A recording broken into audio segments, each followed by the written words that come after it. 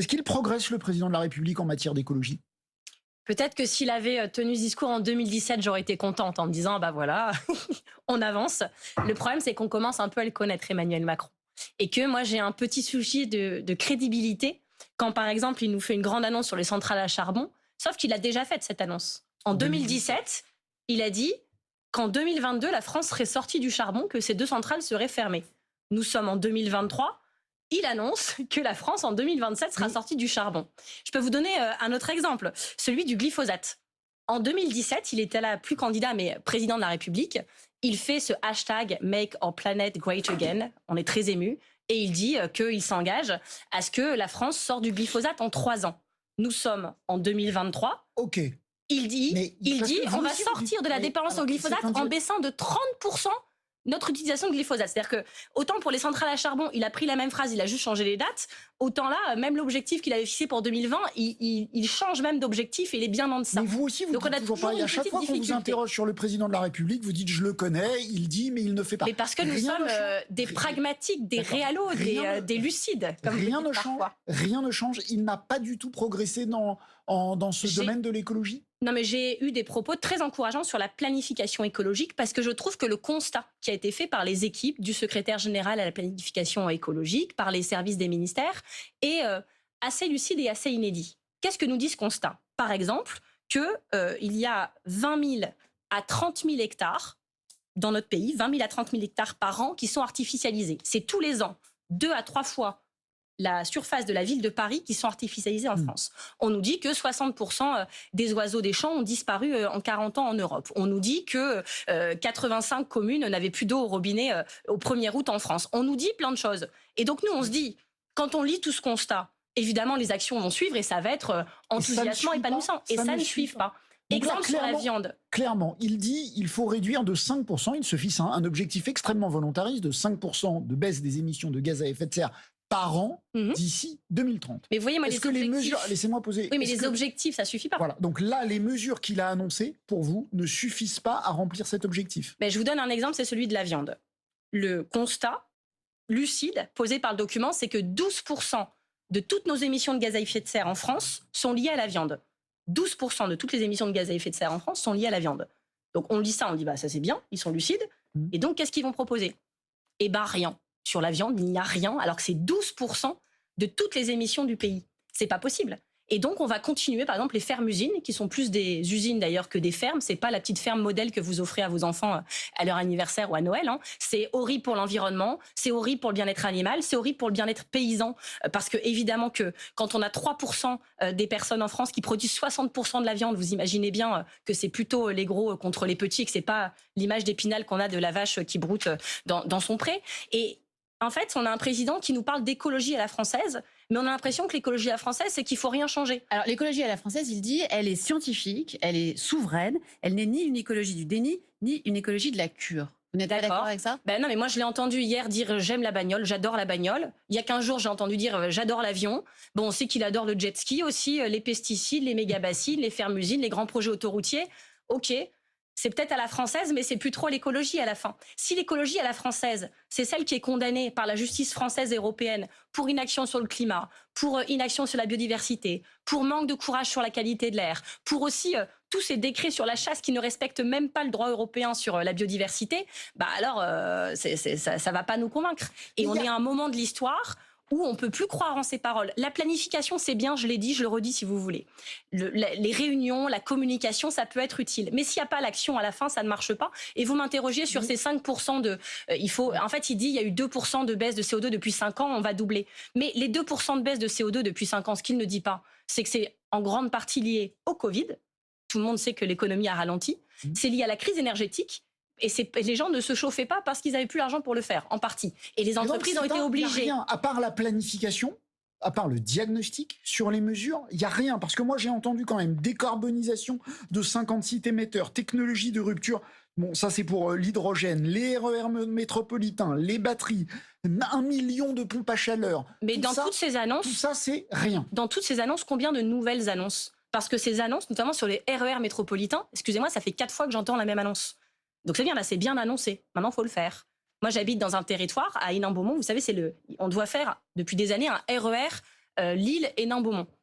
Ça fait depuis 2015 qu'on en entend parler. Et là, il puis on en annonce parle plus, depuis des 700 milliards. En millions attendant, on des continue à plans État-région. Ok, Ça, c'est mais en concret. attendant, on continue à s'encastrer sur l'autoroute A1 dans les bouchons parce que le TER, il est saturé et qu'il n'est pas fiable. Et moi, je continue quand même de le prendre parce que c'est comme ça l'écologie. Mais vous voyez, c'est des promesses qu'on nous fait depuis déjà des années. Et là, il repromet la même chose. Ok, c'est bien, c'est mieux que rien. Il se réengage.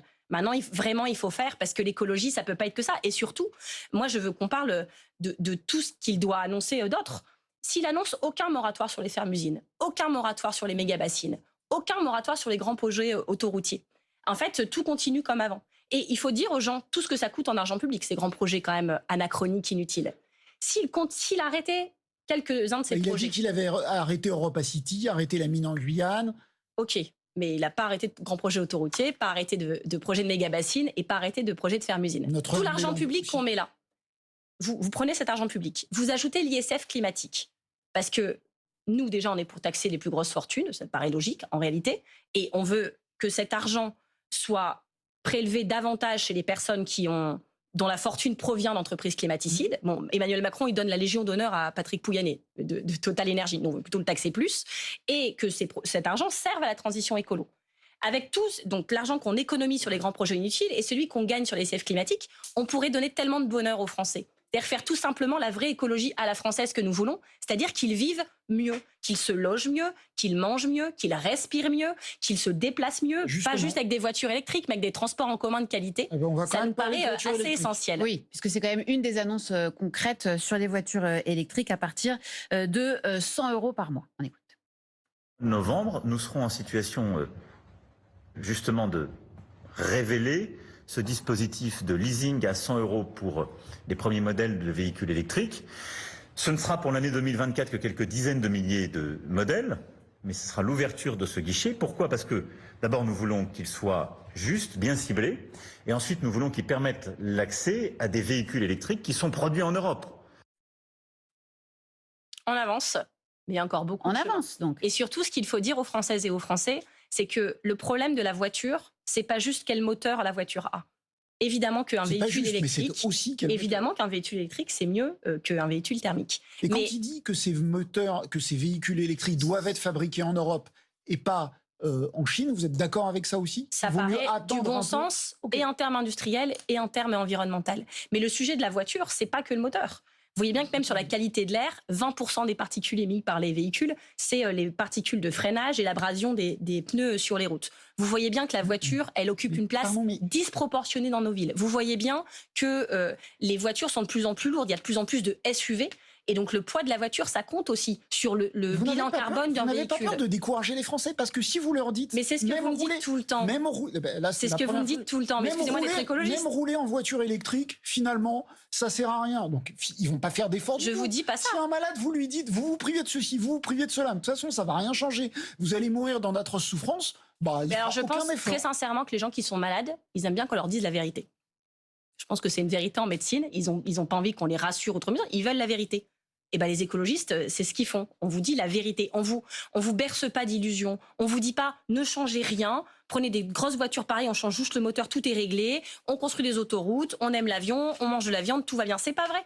Et donc, on ne dit pas que la vie va être horrible. Après, nous, on vous dit qu'elle va être meilleure. Parce que si dans nos centres-villes, il y a plus de place pour les piétons et les vélos pour la voiture, c'est plus agréable pour tout le monde. Ça ne veut pas dire qu'on arrête la voiture partout. Évidemment qu'il y a plein d'endroits de France où on a besoin de voitures pour se déplacer.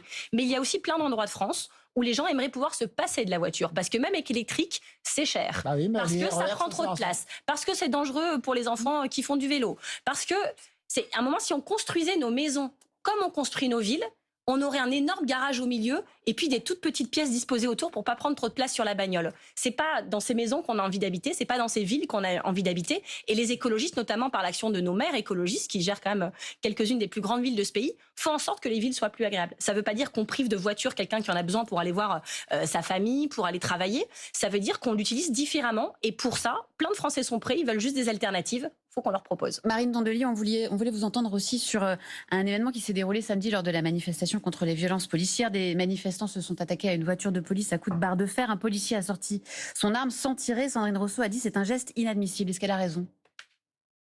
D'avoir attaqué la police? Non, d'avoir considéré que le geste du policier était un geste inadmissible. Bah, c'est inadmissible qu'on attaque les voitures des policiers. Et puis la violence, d'où qu'elle vienne, est toujours inadmissible. Moi, c'est ma position depuis 40 ans. J'ai déjà dit à M. Borchan sur ce... Sandrine Rousseau, ce qui l'a choqué dans cette séquence, c'est le fait qu'un policier sorte son arme. Qu'est-ce qui vous a, vous, le plus choqué? L'attitude des manifestants? Franchement, vous me parlez d'un fait que j'ignore, que j'apprends. Je n'étais pas à cette manifestation parce que j'étais à un mariage. Mais si je n'avais pas été au mariage, sans doute, aurais-je été là et j'aurais pu vous raconter ma version. Mais je trouve que on a tendance, dans toutes ces manifestations, maintenant, à occulter complètement pourquoi les gens manifestent et pour quelle cause, et à rechercher toujours le petit incident qui a lieu. Et oui, quand il y a des dizaines de milliers de personnes qui manifestent, il y a toujours un moment de heurt, pas forcément lié aux organisateurs de la manifestation, pas forcément lié au mot d'ordre de la manifestation. Et je pense que notre système politico-médiatique devrait s'interroger sur le fait de couvrir plutôt les raisons pour lesquelles les gens manifestent que les petits dérapages, parce que sinon, ça décourage. En fait, on n'a plus l'impression que manifester, c'est un mode d'action utile et efficace. Mais le dérapage, il est où là, le dérapage? Je n'ai pas compris votre histoire. Je ne sais pas si les auditeurs l'ont compris. Moi, j'ai rien compris. Donc, arrêtez on ne violente pas des policiers et les policiers laissent tranquilles les manifestants et tout se passera bien. Voilà. Merci beaucoup, Marie.